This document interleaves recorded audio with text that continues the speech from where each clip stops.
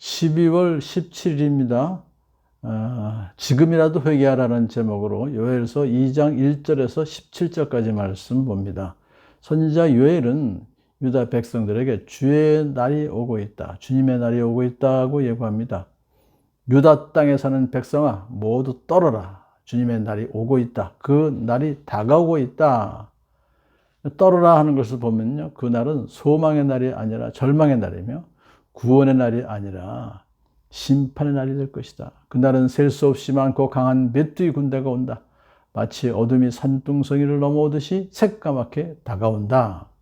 이 메뚜기 군대라고 표현하는 것은요, 아수르 왕의 군대들을 종종 메뚜기 떼어 비견했어요. 그러니까는 큰 나라의 그 군대들이 온다. 메뚜기 군대는 하나님의 징벌을 위한 도구로 쓰이는 것이죠. 그래서 요엘 선지자는 유다 백성에게 닥치는 재앙이 곧 하나님의 징벌이라는 것을 밝히는 것입니다. 까마득한 옛날까지 거슬러 올라가 보아라. 이런 일은 없었다. 앞으로 1000만대에 이르기까지도 다시는 이런 일이 없을 것이다. 이것을 보면 이것은 장차 임할 종말의 주님의 날, 심판의 날을 말하는 것이죠. 그것은 전무후무한 사건이 될 것이다. 물론 그 1차적으로는 이제 그 이스라엘 백성, 유다 백성들의 멸망을 뜻하는 것이죠. 그들이 이 불처럼 초목을 삼키고 지나간 자리에서는 불꽃이 활활 타오른다. 하나도 없이 다 타버린다는 거죠. 그들이 오기 전에는 에덴 동산 같았으나 한번 지나가고 나면 황량한 사막이 되어버린다. 자, 그들의 행렬은 이제 끊어지지 않는다. 그 이제 메뚜기 군대의 행렬은 끊어지지 않고 드디어 성 안으로 들어간다. 그 성을 점령하게 되는 거죠. 그런데 그 다음에 이제 좀 바뀝니다. 톤이. 전진할 때는 땅이 진동하고 온 하늘이 흔들린다. 해와 달이 어두워지고 별들이 빛을 잃는다. 그러니까 메뚜기 군대의 공격이 갑자기 천재지변으로 변하는 거죠. 이것은 역사에 개입하시는 하나님의 임재에 따른 현상들 중에 하나가 지진입니다. 그래서 지진이 일어날 것이다. 그것은 하나님의 진노의 심판을 예고하는 것입니다. 그래서 이제 그렇게 메뚜기 군대에 대한 그런 표현을 하지 않고 이제 직접 선지자 요엘은 하나님의 심판을 직접 언급합니다. 주님께서 큰 음성으로 당신의 군대를 지휘하신다. 병력은 헤아릴 수 없이 많고 명령을 따르는 군대는 막강하다.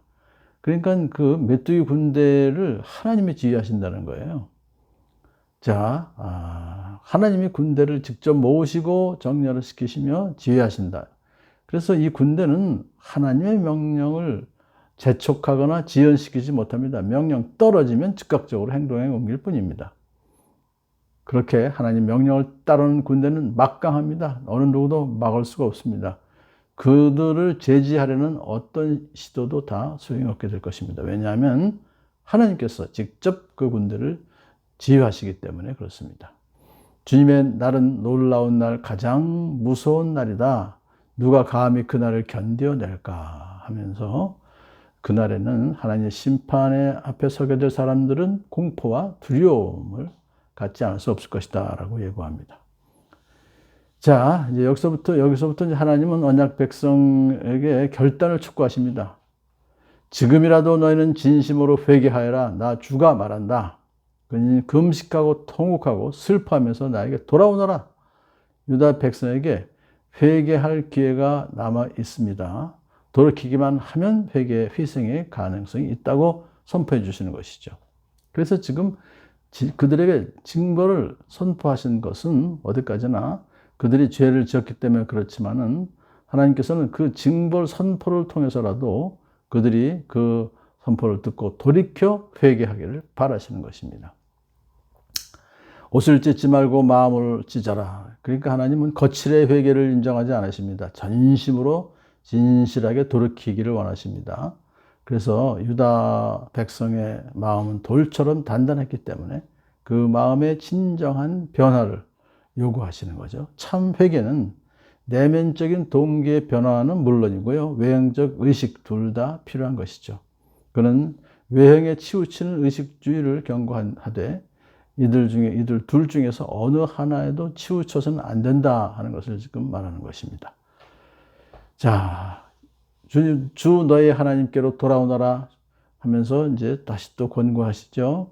주님께서는 은혜롭고 자비로우시며 오래 참으시며 한결같은 사랑을 늘 베푸시고 불쌍히 여기는 마음이 많으셔서 뜻을 돌이켜 재앙을 거두시기도 하신다.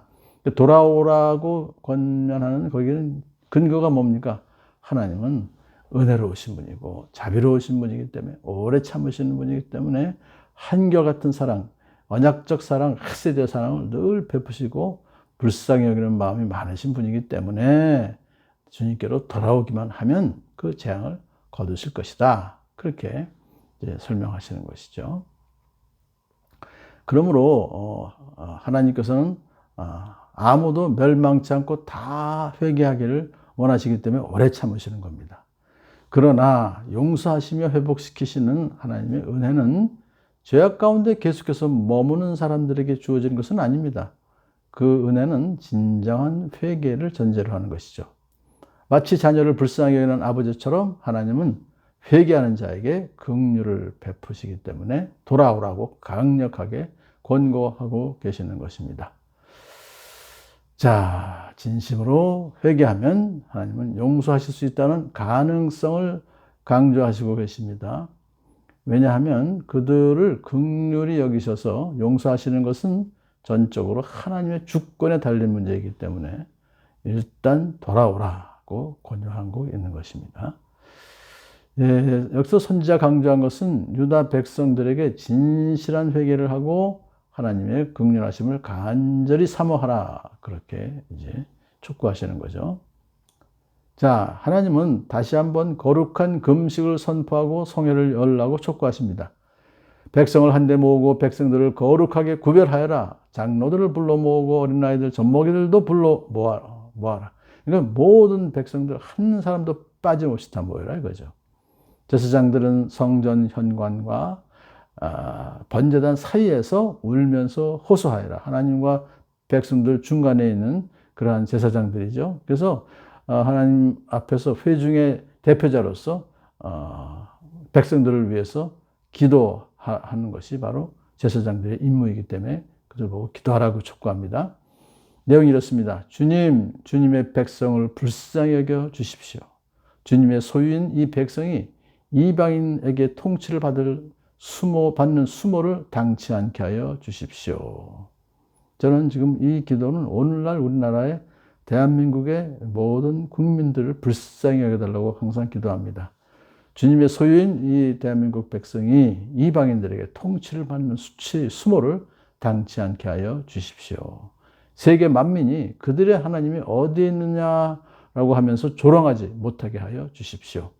그러니까 하나님의 이름 때문에 이렇게 우리를 다시 용서해 달라고 기도하라, 그런 뜻이 담겨져 있는 것입니다. 오늘도 우리 제사장들은 정말 하나님의 이름을 위해서 언약 백성을 불쌍히 여겨달라고 기도해야 될 것입니다.